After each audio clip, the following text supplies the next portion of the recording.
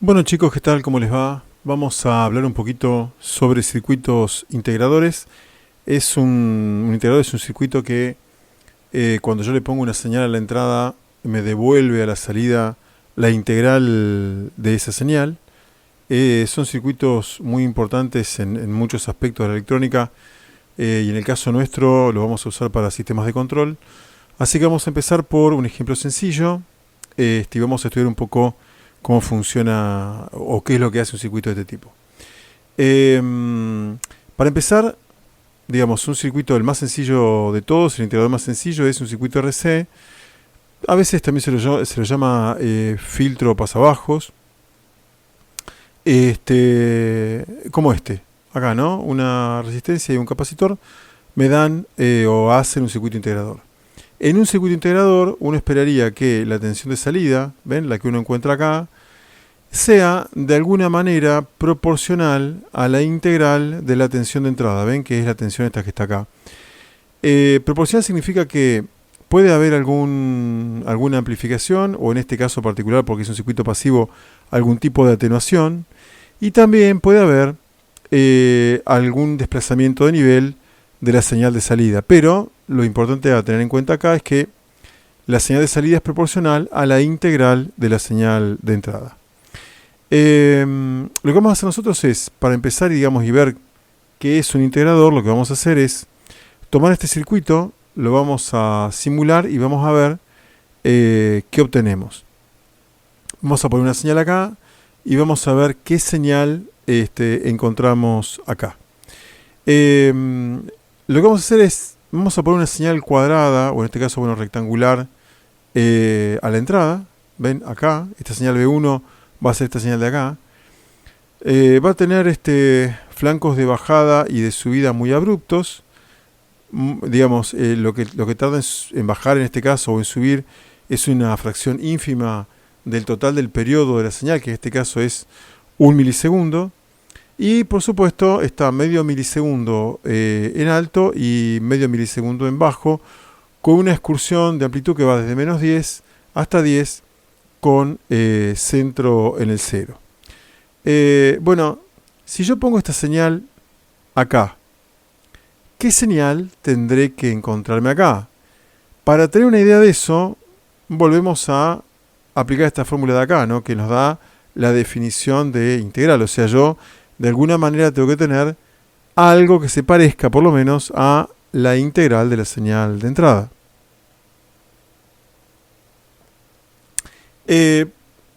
Por lo tanto, si yo quisiera tener una idea de qué voy a ver a la salida del circuito, lo que tengo que hacer es tomar esta señal e integrarla y ver qué señal es la integral de esta señal de acá. Con eso en mente yo puse esta señal que es muy fácil de integrar. Esta señal, esta función vale 10 volts desde 0 a medio milisegundo y desde medio milisegundo hasta 1 milisegundo vale menos 10 volts.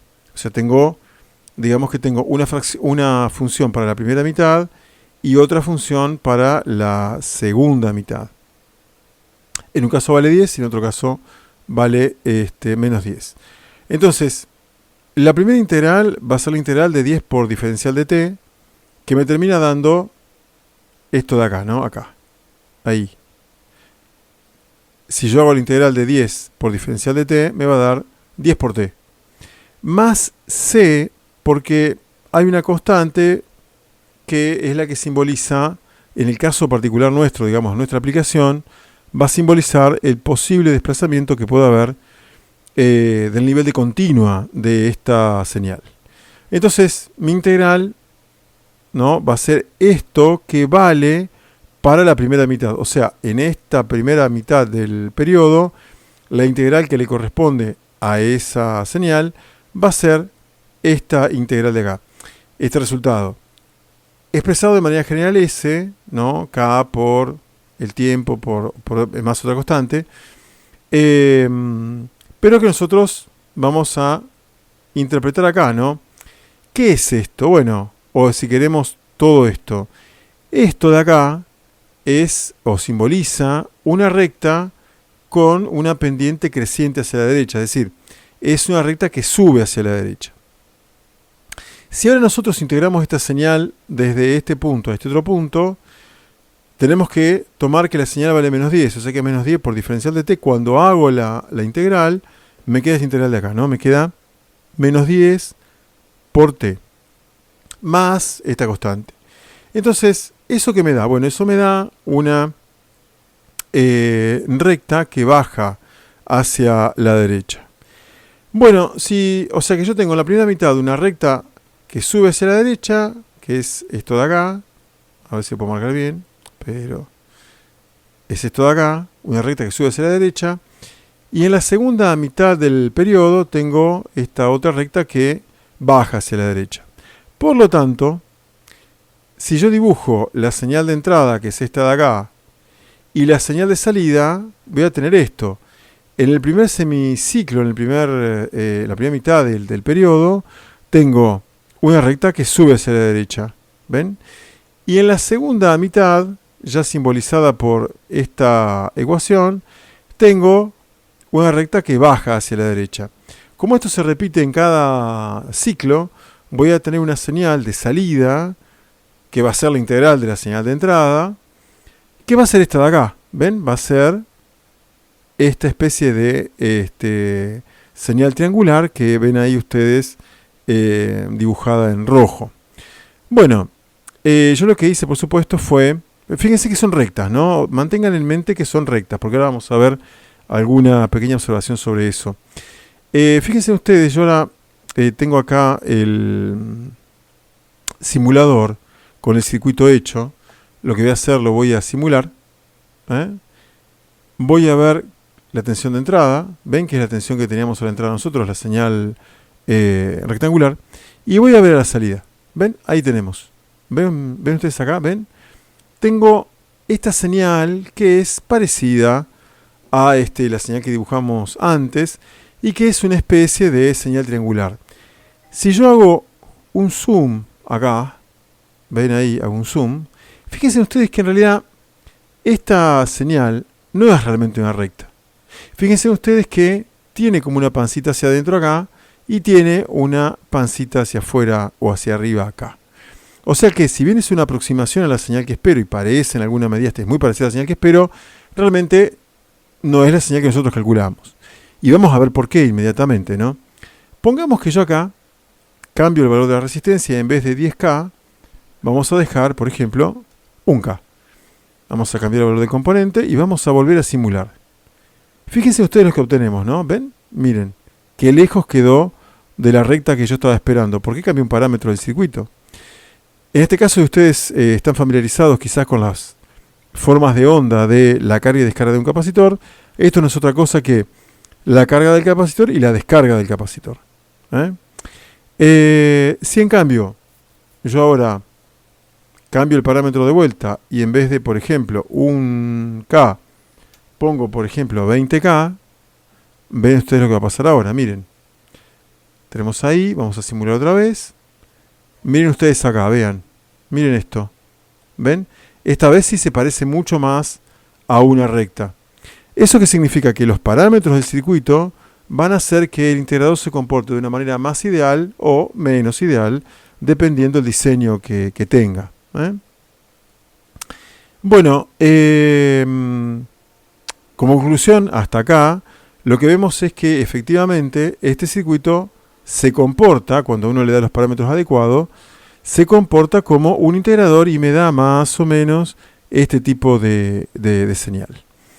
Bueno, lo que vamos a hacer ahora es analizar el circuito para llegar a la transferencia, que es lo que nos importa. Encontrar la transferencia, analizarla y poder en todo caso observar cuál es la transferencia típica de un integrador y cuál es la forma que tiene ese tipo de transferencia. Para eso, ¿qué hago? Bueno, vamos a arrancar de la fórmula general que me da la carga en un capacitor. En un capacitor cualquiera, ven, de la capacidad que sea, el producto entre la capacidad y la tensión que tiene en los bornes ese capacitor me da la carga que tiene almacenada el capacitor. O sea que la carga es igual a la capacidad por la tensión en los bornes del capacitor. Bueno, ¿qué es lo que pasa? Si a mí me interesa encontrar la tensión, yo lo que voy a hacer es despejarla. ¿ven? Despejo la tensión. paso la capacidad dividiendo, ¿ven? Me queda 1 sobre C por Q, y ahí acabo de despejar, ven en esto, ahí acabo de despejar la tensión. Bueno, lo que voy a hacer ahora es derivar en ambos lados, derivar respecto del tiempo, diferenciar respecto del tiempo. ¿Por qué? Porque si yo a la carga Q la diferencio respecto del tiempo, voy a obtener la corriente. ¿Ven? Voy a obtener la corriente. dQ sobre dt es la corriente. O sea que mi ecuación, esta ecuación de acá, una vez que la diferencio, ¿ven? De B dt igual a 1 sobre C por dQ dt, lo que hice fue diferenciar en los dos lados. La capacidad queda fuera de la diferenciación porque al ser una constante la capacidad no, no afecta, sale fuera de la diferenciación. Y entonces esta formulita de acá se puede escribir como esta de acá, ¿ven? Como esta que está acá. No lo estoy pudiendo marcar. Como esta de ahí, ¿ven? O sea, esta que acabo de marcar es en realidad esta, solamente que en lugar de Q de T puse la corriente I. ¿Eh? Bueno, ¿qué pasa acá? ¿Ven? Esto de acá, a su vez, yo lo volví a escribir acá para poder trabajar. ¿Qué es lo que ocurre? Yo lo que voy a hacer ahora es, voy a pasar este dt para acá, ¿ven? Multiplicando, está dividiendo al lado izquierdo, lo paso multiplicando al lado derecho. Porque a mí lo que me interesa, dijimos hoy, es encontrar la tensión. ¿La tensión dónde? La tensión en el capacitor. Esta BO es esa BO de ahí, es la tensión en el capacitor. Bueno, ¿y qué es lo que pasa? Cuando yo despejo este diferencial de BO, lo que hago es ahora, integro del lado izquierdo e integro del lado derecho. De vuelta, 1 sobre C es constante, así que sale afuera de la integral. Y la integral de la diferencial de tensión me da la tensión, o sea, la tensión acá en la salida, que va a ser igual a 1 sobre C por la integral de la corriente, de la corriente respecto, de la corriente de T, ¿no? De la corriente que varía respecto del tiempo. Perdón, de la corriente multiplicada por el diferencial del tiempo. Esto de acá, esto de ahí, eso. Bueno, muy bien, o sea que yo acá, ven, acá, con este BO, lo que acabo de encontrar es la tensión que cae arriba del capacitor. Entonces, ¿qué voy a hacer ahora? Yo voy a decir, bueno, esta tensión menos esta, ¿sí? Me va a dar 0. ¿Por qué? Porque estoy recorriendo toda la malla. Y según la ley de mallas, la ley de suma, la ley de Kirchhoff de las tensiones, ¿qué es lo que pasa? La suma algebraica de las tensiones es igual a 0 a lo largo de una malla. Bueno, muy bien. Ven, la tensión B1 menos la caída de tensión de resistencia, menos la caída de la tensión del capacitor, me va a dar 0. Despejo B1, pasando estas dos positivas para el otro lado, y me queda esto de acá. Y fíjense ustedes que si yo reemplazo BR y BO, me queda esto de acá. Fíjense en BR, que va a ser la caída de la resistencia. Y bueno, la caída de la resistencia, ¿qué va a ser? Va a ser la corriente por la resistencia. Y la BO del capacitor va a ser esto, lo que acabamos de ver recién. Esto de ahí, así que esto lo reemplazo acá adentro en lugar de BO. Y esto de acá me da B1. Bueno, ¿qué pasa? Esto es una ecuación íntegro diferencial, como se llama, ¿no? Entonces, es, digamos, resolverla a partir de acá. Yo de acá quisiera encontrar la corriente. Y resolver a partir de acá es un problema. Por supuesto se puede resolver, pero existe un camino que da una pequeña vuelta respecto de la solución directa, que es aplicar la transformada de Laplace. Bueno, no nos vamos a hacer demasiado problema respecto de eso, pero lo que va a hacer la transformada de Laplace es tomar mi función, que es dependiente del tiempo, y la va a convertir en una función dependiente de la frecuencia compleja. Entonces, ¿cómo hago para pasar o para transformar esta formulita al dominio de Laplace, al dominio de la variable compleja S? Bueno, voy a una tabla de transformadas de Laplace. Ven, acá tengo una tabla y empiezo a transformar. La primera, ¿ven? El primer término de acá es muy sencillo porque como esto es una constante, me va a quedar la constante R esta multiplicada por la transformada de la corriente. ¿Por qué se transforma la corriente en I de S? Bueno, porque como la corriente varía respecto del tiempo, ¿no? Uno supone que es una señal que varía respecto del tiempo, acá aparece como una señal que varía respecto de la frecuencia compleja S.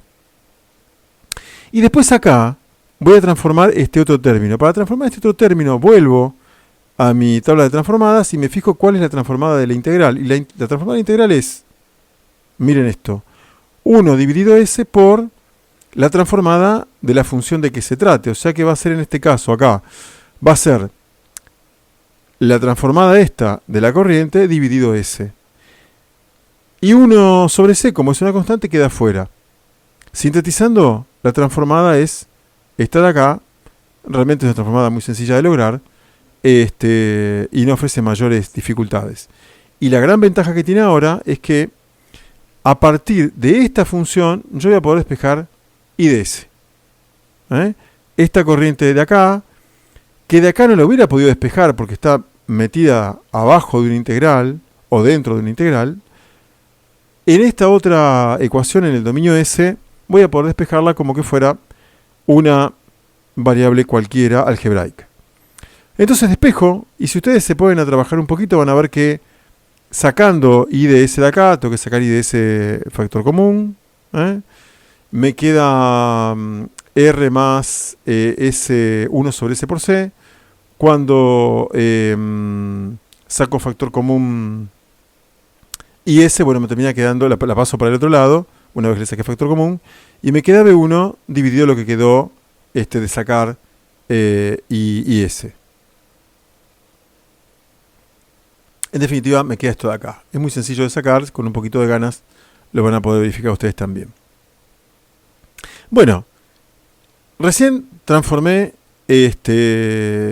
al dominio de la frecuencia compleja S esta función de acá. Ahora, ¿qué voy a hacer? Voy a hacer lo mismo que hice acá, pero con esta función de ahí. Y esta es todavía más sencilla, porque fíjate que, como habíamos dicho hoy, ¿no? Es cuando tengo una integral, la transformada de la integral es la función transformada dividido S. Y como acá tengo C, digamos, dividiendo, me queda I de S sobre SC. Bueno, tengo mi transformada acá, tengo esta otra transformada, ¿y qué es lo que voy a hacer? Recordando siempre que yo quiero encontrar la transferencia del circuito. ¿Qué es lo que voy a hacer? Bueno, voy a agarrar esto, ¿ven esto de acá? Y lo voy a reemplazar en ese lugar. Si ustedes se fijan, yo lo escribí acá, ¿ven? Acá, lo escribí acá. Si ustedes se fijan, acá tengo BO de S, BO, saqué la S para no escribir tanto, nada más. Tengo SC, que está acá. Tengo la línea de fracción ahí. Y fíjense ustedes que todo esto está acá arriba, ocupando el lugar de I de S. Bueno, con un poquito de trabajo nada más, paso este S acá arriba, porque dividir por SC es lo mismo que multiplicar por 1 sobre S. Trabajo un poquito, prácticamente nada, y me queda esto de acá. Y lo que voy a hacer a partir de acá es, fíjense una cosa, ¿no? Si yo paso este B1, lo paso dividiendo como hago acá, obtengo la función de transferencia, es decir, la tensión de salida dividida la tensión de entrada es efectivamente la transferencia del circuito. Entonces, voy a hacer exactamente eso, ¿ven? Agarro esta B1 de S, la paso dividiendo ahí, que me queda acá, ¿ven? Y todo lo demás, en lugar de esto me termina quedando un 1 ahí, y me queda esta que es la transferencia. Para dejarlo de una forma más, digamos, útil, saco factor común RC acá abajo, y me termina quedando todo esto. 1 sobre RC que es constante, y la parte realmente interesante de la transferencia es esto que está acá. Fíjense ustedes, nosotros recién decíamos que cuando yo tengo la transformada de una integral, ¿no? Voy a volver otra vez a la tabla de Laplace. Ven, cuando yo tengo la transformada, si yo tengo una integral, ¿no? Del lado de la frecuencia, cuando yo hago la transformada, me queda 1 sobre S Bueno, multiplicado por la señal de que se trate, ¿no? Que es la transformada de esta función. Pero el caso acá es que 1 sobre s me está representando la operación de integración. Si yo vengo a mi expresión, fíjate o fíjense que les queda 1 sobre s más algo. ¿Ven? No es exactamente 1 sobre s. ¿De qué forma esta expresión se puede asemejar a 1 sobre s? Bueno, si RC es muy grande, de modo que 1 sobre RC sea muy chiquito, y todo esto sea prácticamente igual a 1 sobre S. Si ustedes tienen presente recién la simulación que hicimos, a medida que yo aumentaba R, el integrador funcionaba más como integrador, o sea, tenía una salida más ideal. Entonces, digamos, por diseño, cuando uno diseña el circuito, tiene que procurar que este RC sea lo suficientemente grande para que todo esto se aproxime en el grado requerido a la salida o a la transferencia, perdón, de un integrador lo más ideal que se pueda, de acuerdo quizás a otras restricciones. Bueno, terminado la explicación del pequeño circuito más adelante vamos a mejorar el diseño agregando un amplificador operacional y viendo en todo caso la transferencia y seguramente alguna simulación de cómo funciona. También más adelante vamos a ver el opuesto de este circuito, digamos que realiza la operación inversa, que es el derivador. Tanto los integradores como los derivadores tienen una amplia aplicación en toda la electrónica analógica, especialmente en los sistemas de control, que es lo que nosotros estamos viendo. Espero que la explicación haya servido. Quedo a disposición por cualquier consulta y por supuesto les dejo un enorme saludo.